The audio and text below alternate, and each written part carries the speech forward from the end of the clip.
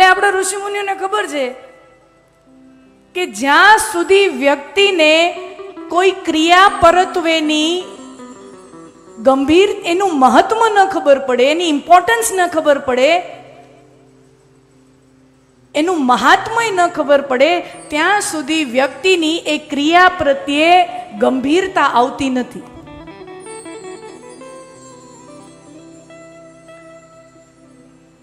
મહત્વ, મૂલ્ય ખબર ન હોય, કિંમત ખબર ન હોય તો ઘણી વખત હાથમાં આવેલો અમૂલ્ય હીરોય માણા ફેંકી દે.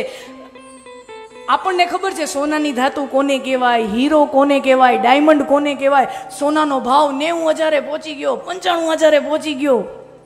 આપણને ખબર છે કેટલી કિંમતી ધાતુ. હવે આમ તમે એવા જંગલ વન વિસ્તારમાં વયા જાઓ અને ત્યાં આદિવાસી જનસમૂહ બેઠો હોય અને અમુક હજી એવાય વિશ્વભરમાં એવાય અમુક આદિવાસી જનજીવન એવું છે કે જે હજી સુધી મુખ્ય જીવનના પ્રવાહ સાથે જોડાણું નથી.